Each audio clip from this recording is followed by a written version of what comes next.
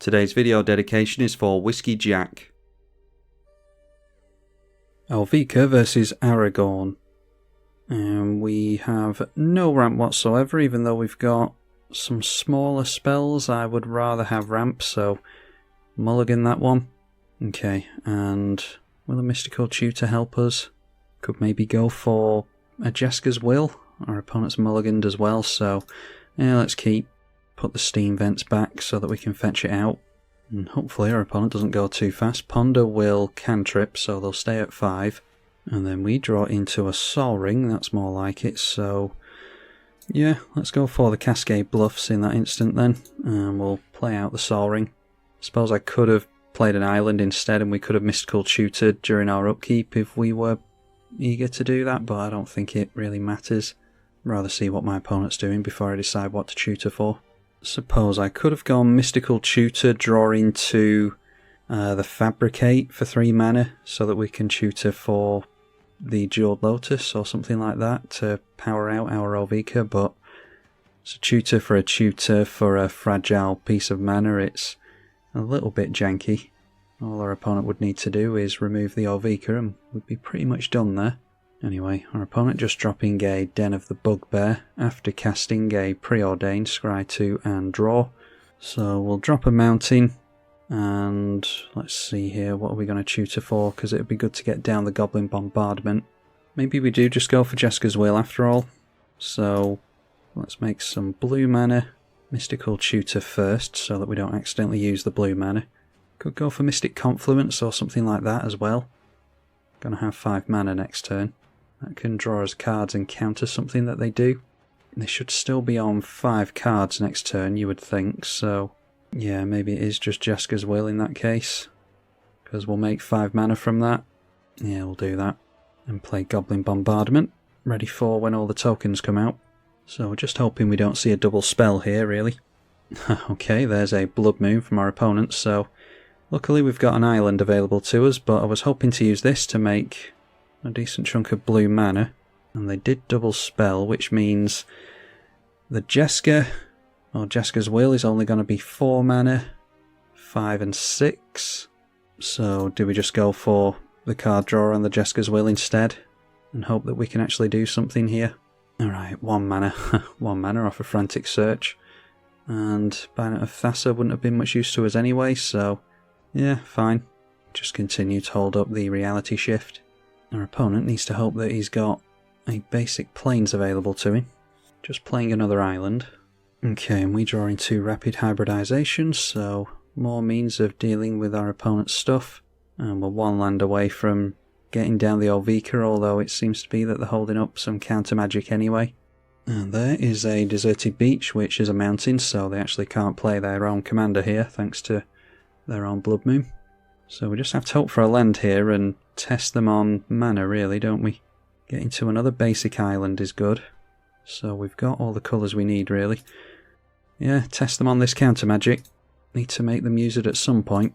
Okay, and they could afford the ward if they've got a Rapid Hybridization or something. Doesn't look as though they do because they would have used it there. So as far as I'm concerned, it's top deck mode here. And they don't have their own colours. Alright, and that's enough to have them scoop. Excellent. Up against Omarthis this time. Haven't seen this card played a single time, so this will be interesting. 3 lands, and the Grim Monolith is good, so we keep. And we'll just start off with the Steam Vents in tapped. Not going to make use of Skullclamp for quite a while yet. And then we see an Eldrazi Temple, so only going to tap for 1 mana at the moment. Don't think we're going to see any Eldrazi for quite a while, but is a good indicator of what our opponent's trying to do. Draw into a Shark Typhoon. So play and crack the Misty Rainforest. And take that into a Grim Monolith, which will tap for 3 mana. And then depending on what our opponent does, might be worthwhile using that on Tezzeret. We'll have 3, 4, 5, 6 mana next turn, so not enough for Ovika anyway. So we can use Tezzeret to grab a Sol Ring or something. Grab all our fast mana over the course of a few turns. Okay, getting down on Omarthis as just a 1-1 is curious, so must have a means of modulating or something like that. A Castle Vantress, we do control islands, so we can play that instead of the Seagate Restoration. And I think we still go for the Tezzeret here. Then we can go for -1 on the Tezzeret and hope that it survives through the next turn. Maybe grab a Jeweled Lotus with that, but this is going to be a Sol Ring, a bit more permanent mana for us. So we've got, yeah, the Jeweled Lotus, Mana Crypt, Mana Vault, and Sol Ring, all the usual culprits. And then why not just get down the Ashnod's Altar here, just so that we've got it in play. The land this time is a Dranith Ruins, and playing a Metal Worker with 6 cards in hand, it will be 7 next turn, means that we need to worry about some big mana next turn. Attacking in at the Tezzeret, so untap everything apart from the Grim Monolith. Another island for us, so throw that into play. We want to keep hold of the Seagate Restoration for as long as possible, because obviously that's card advantage. Tezzeret can be 0 this time. We'll go for the Mana Crypt as opposed to the Jeweled Lotus, I think, because like I said before, that's a bit more permanent with regards to our mana. And then we'll play ourselves an Ovika Enigma Goliath. So the question is, can they make enough mana to target the Ovika, pay the ward and exile it or something like that? Shouldn't be able to deal with the Tezzeret, I don't think. I'm going to keep the Skull Clamp in hand so that we can draw more to Seagate Restoration maybe next turn. Alright, so tapping down the Metal Worker during the first main will allow us to look at a bunch of stuff in his hand. Okay, revealing 3 things. A Scrap Trawler is a combo piece, Triskelion is a combo piece, and they have their own Mana Crypt as well. So in comes the Triskelion, and they'll be able to deal with the Tezzeret with that. So this comes in with 3+ counters, meaning that the commander will get another one, and then it's 1 damage to Tez, and another one, leaving the Triskelion with 1+ counter on it. And then it's a Blast Zone, so can get rid of our Sol Ring with that maybe. The Dranith Ruins putting 2+ counters onto the Triskelion, which means 2 more plus counters on this. Or was it just 1+ counter? Either way, it's a 3/3 and a 4/4 Triskelion, each with 3+ counters on them. Then throwing down the Mana Crypt. So it might be that they've got more artifacts in hand that they just didn't want to reveal to us. Oftentimes players will just reveal all the artifacts from their hand though. See if we get bolted by the Crypt here. We do not. So draw into a Mystical Tutor. We could set up something with Seagate Restoration there, but I'd rather just draw the 4 cards straight up, I think. So let's go for the Restoration now. Does mean that we pretty much take this turn off, but it's a lot of card draw and a lot of bodies in play, so we can make use of the Ashnod's Altar as well, which we played previously, thankfully. Okay, excellent. And I run this in all my colourless decks, but never ever get to make use of it, so our opponent doing well here with that. Warping Whale going to make sure that we don't draw too many cards, but we do still get the trigger from Ovika at least, so it's not a total waste. So we can go for another card draw spell with the Mystical Tutor. I think we tried to make use of some Skull Clamp shenanigans now. Yeah, I'm not going to bother swinging in against our opponent's creatures. They can gang up on us. So Skull Clamp into play after killing off one of the Goblin tokens, and Skull Clamp will replace it immediately. Sacrifice the token to the Skull Clamp will draw us 2 cards. There's an island for the turn. So drop that, and we see a massive raid. Let's see here. We could draw a bunch this turn now that we've got another blue mana. So let's go Mystical Tutor. Makes us another Goblin. And the one I was thinking of was Keep Watch. We can swing in with a bunch of creatures and then refill our hand. So yeah, let's play that. Put that on top of our library. Sacrifice with the Ashnod's Altar. We'll have fewer cards or fewer creatures to swing in with here, but we're still gonna get into quite a few. Have to actually cast the spell, don't forget, which will make another token. Alright, so in response, Triskelion gonna start getting rid of tokens here, which means we're making him use these counters, so that's good. We'll just sacrifice it in response to make more mana with Ashnod's Altar. You can only do it so many times. So attempt to clamp another token. We're not going to be using that card draw spell this turn after all, apparently. So again, targeting with the Triskelion, we will sacrifice to the token. We'll sacrifice the token to the altar. So maybe it's just worth using the mana to go for the Shark Typhoon ready for next turn. Try again. Okay, and that ability went straight through there. I must have auto-yielded, so... Oh no, they decided not to use it. So Skull Clamp did get equipped. We draw 2. Let's see here. I think it is just worth going for the Shark Typhoon now that we've had to sacrifice quite a few things. So we'll get rid of another Goblin token, tap a blue mana into the Shark Typhoon, and Ovika going to make 6 tokens here. So we still stand to be able to refill our hand here thanks to the altar. Sacrifice for some mana, do the clamp thing. Seems as though they want to have Triskelion have at least one counter on it for whatever reason, probably for the sake of proliferate. Triskelion's been debuffed now, so we can better swing in, although I forgot about flying on this previously, so it can fly straight over anyway. Hopefully our opponent's not roping out here. Never know, he might be able to get into some kind of combo with the Scrap Trawler, although I suppose he'll need a sack outlet as well as another combo piece. Alright, so we get to land that and draw 2 cards. And that gets us into a Braid and Unwind. We still have a mana floating, so we'll just refill our hand here. That gets us into a Battle Hymn, which should make us a nice chunk of mana. We've got a land to make next turn as well.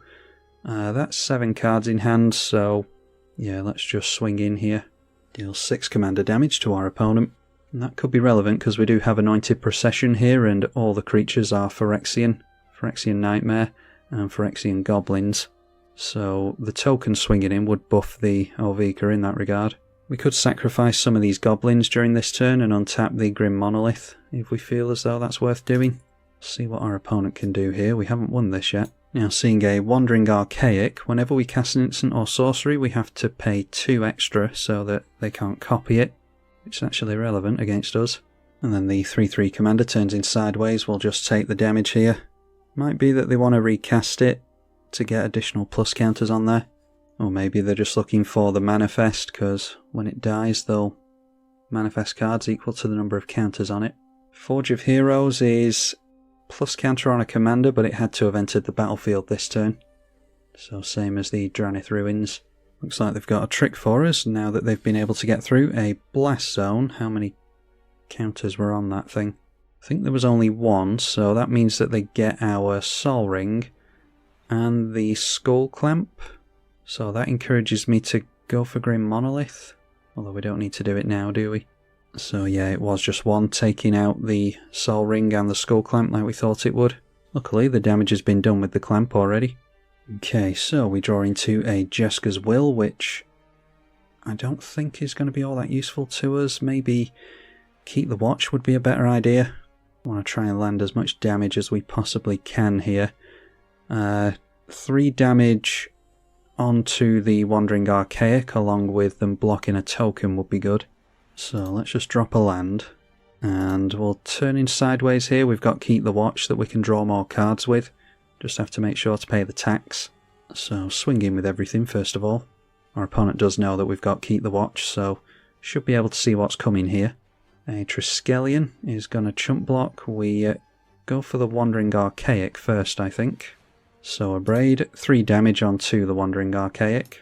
And that will make us a 2/2 Shark from the Typhoon, as well as a couple more Goblins from the Ovika. Wandering Archaic, we will pay... Yeah, we're going to... do we sacrifice this now? Or do we lose out on coloured mana? Yeah, let's just put some blue mana into that. So that's 3 damage. We can sacrifice one of these Goblins. And a blue mana to cast Keep the Watch. And that is for each attacking creature, not each attacking creature you control, so we'll have to pay into the Archaic again, unfortunately. Yeah, let's just sack this Goblin to do it. Ashnod's Altar doing some work for us here. So we end up drawing a whole bunch there, and we'll go through to combat damage. So managing to get rid of that thing so that we don't have to keep paying the tax on it. Triskelion's still knocking about with a plus counter. And I tell you one that I've been wanting to play for a very long time, well, ever since it was spoiled a few weeks ago anyway, Titan of Lityara. Put it in a few decks, but haven't been able to make use of it. Let's see here, I don't think it does as much good now that we've already got a load of cards in hand, unfortunately. Sacrifice a tapped Goblin, and make a red mana for Battle Hymn. And these will go on the stack before that resolves. Could go for Memory Deluge here as well, that will make even more. But yeah, our opponent scoops there anyway. I was going to make 4 more tokens and a Shark Typhoon token as well. We would have got more card advantage and that would have made even more mana to this. and I was basically trying to make as many creatures as possible to make the massive raid better. Not sure we would have been able to get up to 22, but maybe we would have been able to change something off, I don't know. But anyway, pretty commanding game there, so I think we'll try and squeeze one more into this video. Seeing another commander from that pre-con, it's Zhulodok this time, which I'm curious to see how it does in 1v1. Again, we've got that Grim Monolith, and we saw how well it did last game. Seeing that shared animosity as well, which would have been really good, getting commander damage on our opponent last game. I think we're just starting off with a tap land here. And then some ramp on turn 2, as you would expect from the colourless player. They have a Grim Monolith of their own, so some artifact destruction would be nice, but just drawing into an island and a Goblin Bombardment on our first couple of turns, so we'll go for a Grim Monolith of our own. Still a couple of turns away from our commander, but that is an Eldrazi Temple, so our opponent doing a nice job of getting his commander down here. 4 cards in hand. He's only going to have 4 mana for Eldrazi, maybe 5, so we'll see. Might be going a little bit too slow here. There's a Perplexing Test if we are desperate, although it gives him more stuff to cast and therefore more Cascade. Get down more red mana, and maybe it can just be a shared animosity, although we make more tokens with that, so let's go for the bombardment.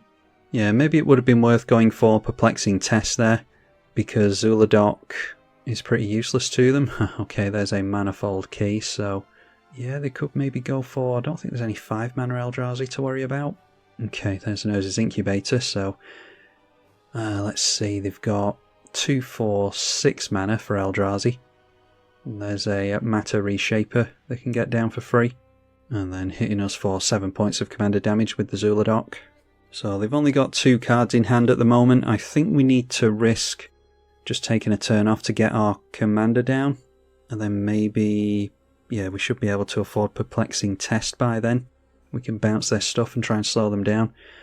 So there is a Reliquary Tower, which I'd rather just have the coloured mana at the moment, I think. So Ovika into play, and pass the turn. Don't think our opponent's going to be able to get rid of the Ovika in a colourless deck. Yeah, looking to have the Matter Reshaper die so that he can get some card advantage. We'll just take the damage. One more hit from the Zhulodok and we're done though. Have to hope that he doesn't get into a commander's plate or something like that. Untapping the Grim Monolith with the Manifold Key. I think he can make... yeah, target creature can't be blocked this turn. He can do that on his commander as well, which is relevant. Hedron Archive can draw some cards and tap for mana. Alright, Tezzeret the Seeker. Playing Island. I don't think we have Vidalcan Shackles in this deck, unfortunately. So maybe it does just have to be Perplexing Test. Yeah, let's go for the Tezzeret instead now that we've drawn that. That'll make us 5 tokens and we can use them to get rid of the commander. And that should keep us from taking commander damage. Do have to be very wary of the Manifold Key though. So we can go Obelisk of Erd, tapping down everything. Let's go for Phyrexian Arena, or Phyrexian Altar I think, with the Tezzeret. Because we can make coloured mana then, which might be relevant. Where are we? Well, we don't have Phyrexian Altar in the deck. We should. Yeah, I'm looking over at my deck list on Moxfield here, and it says I have that in the deck. So, all right, well, it'll have to be the Ashnod's Altar then. So that means that we don't have to tap down as many creatures to the Obelisk of Erd. We can just sacrifice a couple of them here. So then we just tap down these 2, or these 4, and use 2 mana. We need to keep as many tokens in play as possible to get rid of the commander. Yeah, I wanted to get down the shared animosity here and maybe threaten the Perplexing Test as well, but yeah, unfortunately, don't have the Phyrexian Altar in the deck for some reason. So we name Phyrexia with the Obelisk of Erd, so all the Phyrexians going to get +2/+2. And then can they get down their commander with haste and use the Manifold Key? I don't think so, but probably a wise move to hold back a token anyway. Yeah, and that can block this thing as well so that we can hold on to the Tezzeret. So we've got 8 commander damage coming through along with 15 damage from the tokens. So maybe we force our opponent to go for the Manifold Key, waste 3 mana and try and get through to us. Yeah, that should be fine. Alright, we see a Metalwork Colossus. Yeah, allowing them to cascade here. Wasn't expecting them to cheat out a really big spell for not a lot of mana. Well, we'll just have to see what they cascade into now. It makes things interesting. First thing is a Palladium Mirror, could have been worse than that, and a Voltaic Key. So, yeah, pretty good from our perspective. Untapping the Grim Monolith with the Voltaic Key, we will allow. Don't think there's any big Eldrazi they can get into that we're really worried about. We'll keep our Ovika most likely. I don't think they'll be able to afford the ward on that.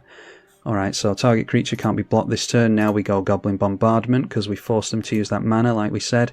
And this means that it's a good tempo loss because they'll have to go for the Zhulodok next turn and then wait an entire turn cycle to be able to swing in with it again. So pretty sure we've got our opponent here, but I'm not writing anything off. Okay, Not of This World. Well, before any of that resolves, we'll sacrifice again and go for the Goblin Bombardment. That is counter a target spell or ability. Alright, I thought it was just counter a target spell, but yeah, this is really good in the Eldrazi deck because it's often free and it's just a free Cascade 2 as well. So they get a Thran Dynamo, which might be able to help them get their commander back out. And there's a Basalt Monolith as well, so just a whole heap of mana. One card left in hand, thanks to the Not of This World. So thanks to all that additional mana, they can get down their Zhulodok once again. I think we are going to be making use of Perplexing Test though to bounce all the non-tokens.